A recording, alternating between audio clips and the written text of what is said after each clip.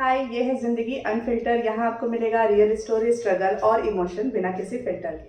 आज हमारे साथ है रानी कुंभकार जी, जो हाउसवाइफ के साथ साथ मसाज थेरेपिस्ट भी हैं। स्वागत है आपका मेरे चैनल पे। Thank you.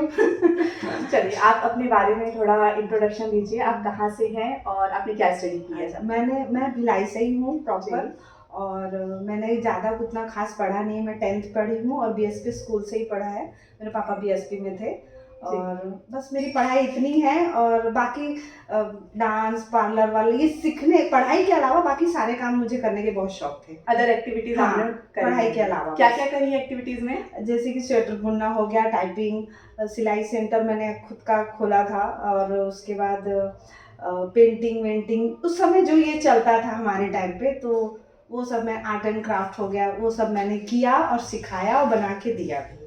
ओके। और आप अभी हाउसवाइफ के साथ साथ मसाज थेरेपी का काम करती हैं। आप इस फील्ड में कैसे हैं? ये फील्ड में मतलब मैं कभी सोची नहीं थी कि मैं इस फील्ड में कभी आऊँगी। और मुझे ये भी नहीं पता था कि मेरे पास ये हुनर है। मैंने कभी कभी नहीं सोचा था। क्या हुआ, कोरोना के टाइम पे मेरे हस्बैंड थे, उनकी जॉब चली गई थी। और उनका जो भी वो काम किए थे ना, उसमें सक्सेस नहीं हुए थे। वो पूरी कोशिश कर रहे थे लेकिन नहीं हो पा रहा था। तो उस वक्त मैंने सोचा कि मुझे जो काम मिलेगा, जो, इवन मैं टॉयलेट साफ करने के लिए भी तैयार थी उस समय, कि बस मेरे घर पैसा आ जाए। मैंने सबसे काम मांगा कि खाना बनाने के लिए। उस समय मैं योगा जुम्बा सिखाती थी, बट उतने पैसे नहीं आते थे। वो मेरा पैशन था, मतलब एकदम मुझे डांस वांस पसंद है इसलिए। तो मुझे कमाना था एनी हाउ, चाहे वो गलत काम के अलावा ऐसा कुछ भी काम करने के लिए तैयार थी। तो मेरी एक पड़ोसी थी सेक्टर 8 में, उनके बॉडी में पेन हो रहा था। तो मैंने ऐसे ही फ्रेंडली कह दिया कि मैं आपका मसाज कर देती हूँ करके। तो मैंने उनका मसाज किया, उनको बहुत अच्छा लगा। तो मेरे को लगा कि इसको क्यों मैं अपना काम बना लूँ।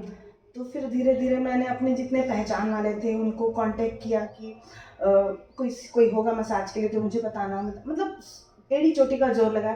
फिर मुझे ना महीने में एक मसाज मिलता था, सिर्फ एक। तो वो खुशी ना ऐसी थी ना कि मैं आपको बता नहीं सकती। लगता है पूरा संसार वो देने के लिए तैयार है। फिर ऐसा करते करते मुझे हफ्ते में एक मिलने लगा, फिर दिन में एक मिलने लगा। और आज ऊपर वाले की दया है कि मेरे पास है अच्छे कस्टमर, बहुत अच्छे। और बहुत प्राउड फील होता है कि मैं मसाज करते। कई लोग मेरे को बोले भी, ससुराल वाले लोग भी गलत समझते हैं कि मालिश करने जाती है, ऐसा है। आसपास के लोग भी सुने कि मालिश मतलब दाई वाला लेके चलते हैं। लेकिन ना, मेरा तो एक तो ज़रूरत था और दूसरा मुझे अच्छा लगता है लोगों का जैसे छू के प्यार जताना। और जब वो अपने दर्द से, मतलब उनको अच्छा लगता है कि मैं ठीक हो गई हूँ, मेरा दर्द कम हो गया, तो हम लोग लगते हैं उस ठीक होने का मैं एक हिस्सा हूँ। हालांकि उसके पैसे लेती हूँ, बट मैं उसके दर्द को कम करने का एक हिस्सा बनी। तो ये मेरी शुरुआत थी मसाज की, इस तरह से हुआ। बहुत ज़्यादा इमोशनल हो गए। काफ़ी इंस्पायरिंग स्टोरी है। और मसाज के अलावा आप अपना घर संभालती हैं। कितने बच्चे हैं आपके? मेरे 2 बच्चे हैं। एक अभी 20 साल का है और एक 12 साल की बेटी है मेरी। और वो भी पढ़ ही रहा है, अभी पढ़ रही है। दोनों 2 बच्चे हैं। और घर वालों से आपको इस काम के लिए, क्योंकि आपने कोविड के बाद से स्टार्ट किया है, तो घर वालों का कितना सपोर्ट आपको मिलता है? पहले तो मेरे हस्बैंड का 0 सपोर्ट था। वो बिल्कुल नहीं चाहते थे कि मैं मालिश करने जाऊँ। उनके नज़र में मसाज नहीं था, मालिश था, जो आज भी लोगों के है। तो करीब 3-4 महीना वो मेरे से बहस ही करते रहे। मैं बोली कि इनको बोलने दो, मैं सही हूँ। इसलिए इंसान जब सही काम करता है ना, तो हिम्मत बहुत रहती है। तो वो चीज़ करती रही। और सपोर्ट तो मेरे दोनों बच्चों का था और अभी भी है। मतलब मैं इनको छोड़ के चली जाती हूँ, टाइम पे खाना टाइम पे दे देती। इसके अलावा अगर मैं नहीं दे पाई तो अलग मैटर है, बट ये मैं 2 चीज़ कर देती हूँ कि इनको थोड़ा सा वक्त और टाइम पे खाना, ये मैं रेडी रखती हूँ। और फिर धीरे धीरे जब मैं अपने हस्बैंड को बताई कि लोग ठीक हो रहे हैं, तो उनको बहुत प्राउड फील होता है कि मेरी वाइफ मसाज करती है। तो वो भी मेरा साथ देते हैं। हाँ, बिल्कुल बिल्कुल। और आपकी फैमिली में से हस्बैंड हो गए, फैमिली वालों का क्या रिएक्शन रहता है? शुरू में तो सभी हंसे। उनको मेरी मम्मी भी बोली कि रानी तुम मालिश करेगी। मैं बोली कि हाँ, कुछ नहीं होता। मेरी भाभियाँ थी, उन लोग भी हंसी कि दीदी आप मसाज मालिश करने जा रहे हो। तो मैं बोली कि अब मुझे यही काम अच्छा लगता है। लोगों ने पीठ पीछे बहुत बोला, सामने तो फैमिली वाले ने हंस दिया, लेकिन अच्छी बात यह है कि मैं आगे बढ़ गई। चलिए, ये अच्छी बात है। अच्छा, आपके अंदर ये हुनर आया कहाँ से? मतलब आपने कहीं देखा, सीखा, ये चीज़ कहाँ से आई? ये ना मेरे बड़े पापा का है, कोयम्बतूर में है ना, उनका मालिश वालिश का ही काम था। तो मैं ऐसे गर्मी की छुट्टियों में जाती थी, ऐसा खेल खेल में ही मैंने ये काम सीखा है। सीखा नहीं मतलब खेल खेल में होता है ना, जैसे आप मम्मी के पास बैठे हो तो आपको पता चलता है अच्छा मम्मी पहले सरसों डाली क्या, अच्छा ये, तो आप जब बड़े हो जाते हो ना तो आपको याद आता है अच्छा मम्मी ने ढोकला ऐसे बनाया था। तो बस वही हुआ मेरे साथ कि बुरे वक्त पे अगर आप ना कुछ भी चीज़ सीखते हो ना तो वो आपको रिटर्न ज़रूर देगा। आपको जो जहाँ जब भी सीखने मिला तो सीख लेना चाहिए, काम ज़रूर आता है। सीखने की कोई एज नहीं, हर एज में सीखा जा सकता है। मैं वहाँ से सीखी हूँ, समझ लो। ओके। और आपके इस मसाज थेरेपी के पूरे टाइम में कोई ऐसा कस्टमर की आप रियल स्टोरी हमसे शेयर करना चाहती है जिनके इस मसाज थेरेपी से उनकी लाइफ में इफेक्ट आया हो? एक ना मैं सेक्टर 9, हाँ सेक्टर 9 में जाती थी मसाज के लिए। वो ना शायद 2 साल से पैरालाइज बोल सकते हैं उनको। तो उनका मैंने मसाज किया 1.5 साल। ऐसे 3 स्टोरी है, लेकिन ये मेरे लिए बहुत वो था, शॉकिंग था। मेरे को खुद पे बिलीव नहीं था कि मैं ऐसा कर पाऊंगी, क्योंकि वो मेरे लिए पहला था। मसाज तो करी थी लेकिन एज अ मरीज ये मेरे लिए पहला था। तो दशहरा के दिन नहीं, धनतेरस के दिन उन्होंने मुझे ये न्यूज़ बताया कि मैं अब खड़ी हो रही हूँ, जो बेड पे करवट भी नहीं ले पाती थी। ओके, ठीक है। तो वो 52 इयर्स की हैं। जब वो खड़ी हुई मेरे लिटरली ऐसा लग रहा था धनतेरस में मेरे को कुछ मिल गया है। मुझे वो चीज़ बहुत अच्छी लगी। और खड़ी हुई उसके बाद तो खैर उनका क्या प्रॉब्लम था पता नहीं, फिर मतलब मैं जाना बंद कर दी थी। और एक थी ना, एक 80 इयर्स की थी आंटी, वो ना हार्ट ऑपरेशन का हुआ, उसके 3 दिन बाद ना उनका एक साइड पूरा पैरालाइज हो गया, जहाँ से हार्ट का ऑपरेशन हुआ और वो गांव की थी। तो मसाज से कहीं इम्पोर्टेंट था कि वो गांव की थी, और गांव का खान पान बहुत मैटर करता है। तो उन्होंने उनका मैंने 1.5 महीने मसाज किया, वो चलने लगी और आज अच्छी हैं वो। हाँ। तो इन सब का मसाज आप डेली बेसिस पे करती है? हाँ, डेली बेसिस पे, क्योंकि ये सब चीज़ डेली बेसिस पे ही हो तो ज़्यादा असर करता है। तो ज़्यादातर कस्टमर आपके पैरालाइज वाले रहते हैं कि किसी को बॉडी पेन है या ऐसा कुछ रहता है वैसा? नहीं, बहुत सारे हैं ना, जैसे कि जो शुगर वाले होते हैं, न्यूरो वाले, उनको अक्सर बॉडी में पेन रहता है। तो मेरे ऐसे पेशेंट्स हैं, और उन लोगों को मसाज करना बहुत ज़रूरी होता है। उनकी नसें ना बहुत कमज़ोर हो जाती हैं। कमज़ोर नसें, कमज़ोर मतलब बॉडी में पेन रहता ही रहेगा। तो उनके लिए मैं बोलती हूँ कि उनके हिसाब से अगर उनको लगता है कि मैं 1 हफ्ता मसाज करके 1 हफ्ते तक ठीक हूँ, 1 हफ्ते में 1 बार कराइए। अगर आपको लगता है कि मैं 15 दिन में बेटर फील करूँ, तो ऐसा कुछ ज़रूरी नहीं कि डेली कराना, वो आपकी बॉडी के अकॉर्डिंग है। और जैसे जैसे एज बढ़ता है उनको तो मैं बोलती हूँ ज़रूर करवाएं, क्योंकि ऑक्सीजन लेवल कम हो जाता है बॉडी का, और खून का दबाव भी थोड़ा सा कम होता है ना, जैसे से तो थोड़ा स्लो चलने लगते हैं, थकने लगते हैं। तो मालिश से ये सब चीज़ें ठीक तो नहीं होती, लेकिन आपको लग रहा है कि मैं 10 साल बाद बूढ़ी होंगी, तो आप 20 साल बाद बूढ़े होंगे। बस यही एजिंग और बॉडी को एक्टिव रखने ये सब के लिए तो मसाज। और यंग लोगों को मसाज इसलिए ज़रूरी है क्योंकि यंग लोग हफ्ते महीने में 1 बार भी करे तो बहुत मालिश सबसे बेस्ट रहता है बॉडी के लिए, मतलब हील होती रहती है, अच्छा चीज़ है मसाज। तो आपके यंग कस्टमर भी है? हाँ, मेरे यंग कस्टमर भी हैं। तो और यंग कस्टमर के लिए आप कौन सी एज से रिकमेंड करते हैं कि महीने में 1 बार इनको मसाज ले लेना चाहिए? मेरे को तो लगता है मसाज सबको लेना चाहिए, बच्चा जो पैदा हुआ वहाँ से लेकर, और अगर आप तुम कल मरने वाले हो तो आज मसाज ले लो भाई मतलब शायद बच जाओ। हाँ। ऐसा तो मेरे को लगता है मालिश जो है हर एज के लिए बहुत नीड है, वो बहुत ज़रूरी है। आप अपने अकॉर्डिंग देखिए, अगर आपको लगता है मैं 1 महीने में ठीक है तो 1 महीने में करें, ऐसा कुछ नहीं। डेली बेसिस पे जो बीमार हैं, जिनकी नसों में प्रॉब्लम है, साइटिका वाले हैं, फ्रोजन शोल्डर वाले हैं, तो ये सब चीज़ों को थोड़ा सा देखना चाहिए कि करवा लेना चाहिए मसाज। और लोगों के नज़र में ये मसाज थेरेपी को लेके कुछ मिसकंसेप्शन है जो आपसे मिले होंगे, उन्होंने शेयर किया होगा, तो वो क्या रहता है? पहला ये रहता है ना, लोगों को लगता है जहाँ दर्द है वहाँ अगर जोर से दबाया जाए तो दर्द ठीक होता है। ऐसा लोगों का है, मालिश जैसे कर रहे हो नहीं, हाँ थोड़ा और तेज करो, थोड़ा और तेज करो, तो ये गलत है। मालिश जैसे जहाँ दर्द है उसको हल्के हाथों से ही करना चाहिए। अगर दर्द वगैरह है तो क्या नसें उलझी रहती हैं, है ना, और जो हमारी बॉडी की नसें रहती है वो धागे जितनी पतली रहती हैं, तो आप उस पर ज़्यादा प्रेशर देके मसाज नहीं करते हैं। तो उसको एकदम हल्के हाथों से, भले 2-3 दिन का टाइम लगेगा लेकिन हल्के हाथों से ही मसाज करना चाहिए जहाँ दर्द है।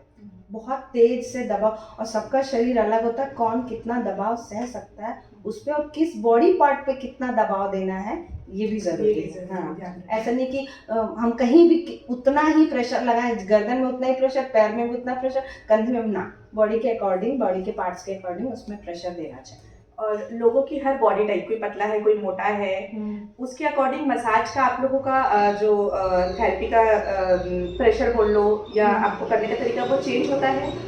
नहीं, चेंज नहीं होता, प्रेशर चेंज होता है कि कौन कितना सहता है, कौन बॉडी के अकॉर्डिंग। किसी की एकदम नाजुक सी रहती है बॉडी तो हम लोग ज़्यादा प्रेशर नहीं देते, और किसी का लगता है कि हाँ ये सह, वो ऐसा छूने से ही पता चल जाता है कि हाँ हम उनको इतना प्रेशर दे सकते हैं, बस ऐसा है। हमारे जो भी व्यूअर्स है उनके लिए आप कोई ऐसा एक मसाज का कोई स्टेप बताना चाहते हैं तो घर बैठे वो आराम से खुद कर सके और उससे क्या चीज़ में रिलीफ मिलेगी उन्हें? सबसे पहला चीज़ तो मैं लोगों को ये बताना चाहती हूँ, आप नहाने के 1 घंटा पहले आपके जितने जॉइंट्स हैं, जितने भी जॉइंट्स हैं, थोड़ा सा तिल का तेल सबसे मस्त रहता है, क्योंकि तिल के तेल में कैल्शियम होता है जो हड्डी के लिए बहुत अच्छा रहता है। आयुर्वेदिक में भी तिल का तेल मसाज के लिए बहुत अच्छा माना जाता है। तो जहाँ जहाँ आपका जॉइंट है ना, ये है जॉइंट, ये है, इस पर हल्के हाथ से जैसे आपको लगता है कि मैं ऐसे मसाज कर लूँ, अगर आप ये कर लेना तो आपके जॉइंट्स पेन की प्रॉब्लम ठीक हो जाएगी, और आपको, मेरे को नहीं लगता कि मुझसे मालिश कराने की ज़रूरत भी पड़ेगी। तो ये ना सबको करना चाहिए, ऐसा नहीं कि बूढ़े लोग हैं। और ये हर दिन करना है? हर दिन नहाने के 1 घंटा पहले आप, जैसे होता है ना कि आप फेशियल करा लेते हो, नए ड्रेस पहन के 2 घंटा आईने के सामने देख लेते हो अपने आप को, बहुत सी चीज़ें जो फालतू में करते हो वो इंटरनल बॉडी के लिए करो कम से कम। तो अगर आपको अपने बच्चों को टेंशन फ्री रखना है ना तो खुद स्वस्थ रहो। सही बात है, क्योंकि मेडिकल का एक्सपेंस बहुत ज़्यादा है। नहीं, एक्सपेंस की बात नहीं है, क्योंकि अगर आप अपने बच्चे को मतलब अच्छा रखोगे तो माहौल भी अच्छा रहेगा।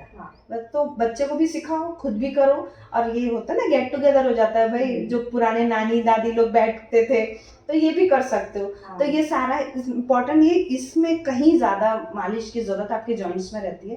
तो जॉइंट्स में आप कैसे तेल लगा के बस? हाँ, तेल लगा के हल्के हल्के से आपको हल्का रोटेट करना है बस, क्लॉकवाइज एंटी क्लॉकवाइज। अब जैसे ये है तो ये ऐसा और कितनी देर करना है?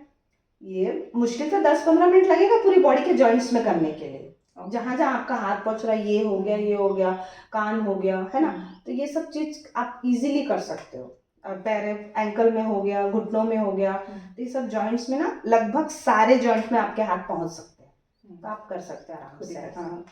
अच्छा, एक चीज, बैक में अगर मान लीजिए किसी को पेन है, जनरली ऑफिस वालों को या जो कंटिन्यूसली बैठे रहते हैं, ठीक है, उनके लिए बैक का कोई आप ऐसा मसाज या ऐसा कोई ऑयल या ऐसा कोई स्टेप बताना चाहते हैं जो वो खुद ही कर सके अगर डेली बेसिस पे, क्योंकि बैक पे हाथ पहुंचना पॉसिबल है? बैक का मसाज तो इम्पॉसिबल है खुद के लिए, खुद के करना के लिए।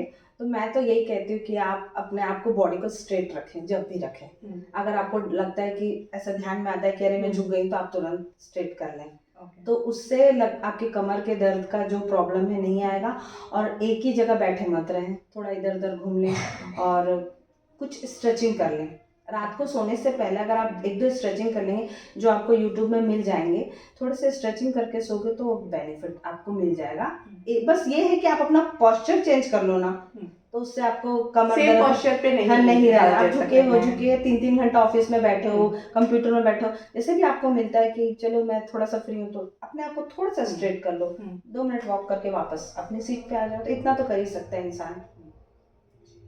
अच्छा, इसके अलावा मुझे पता चला है मसाज थेरेपी के अलावा आपकी हॉबी है डांस। मुझे डांस करना बहुत पसंद है, मतलब मैं दुख में भी डांस कर लेती हूँ, सुख में भी डांस कर लेती हूँ।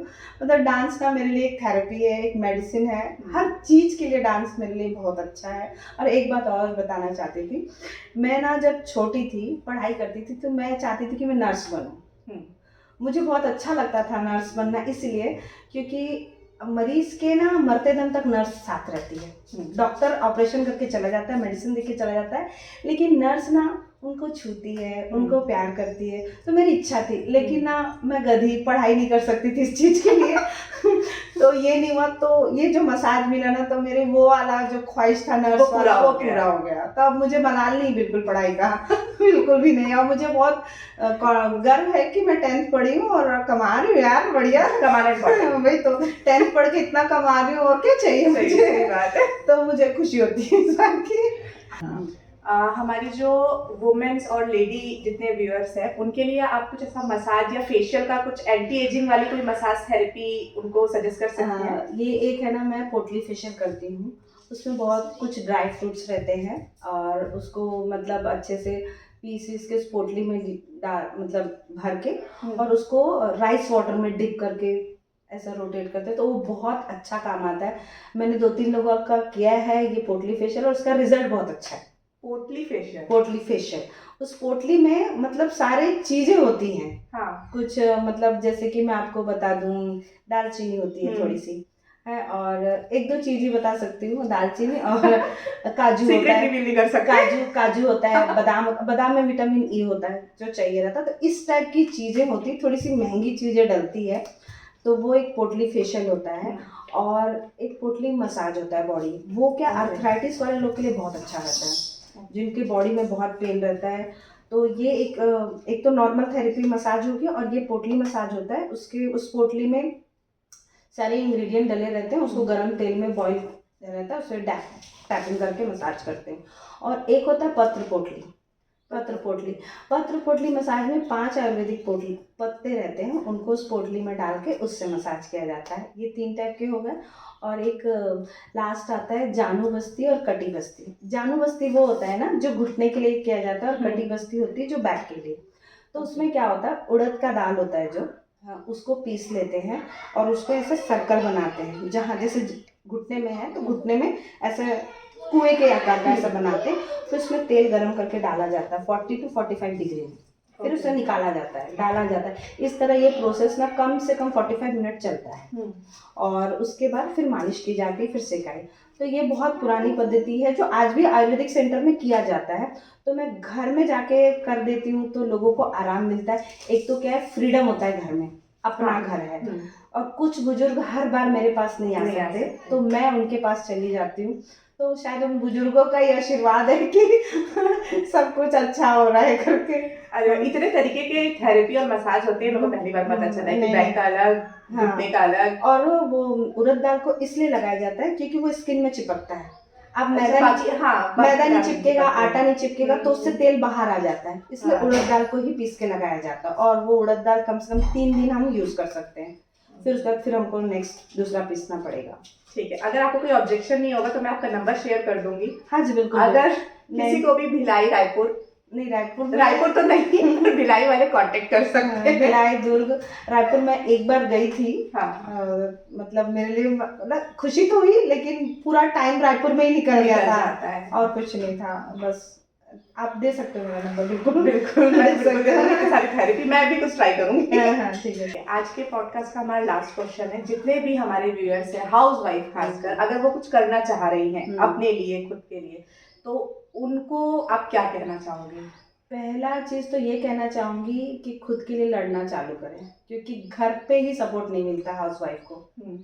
तो ये है, पहली लड़ाई तो वहीं से चालू होती। और ना ऊपर वाला ना सबको छोटा हुनर देता है, वो सिर्फ वक्त पे दिखता है कि क्या है मेरे पास हुनर।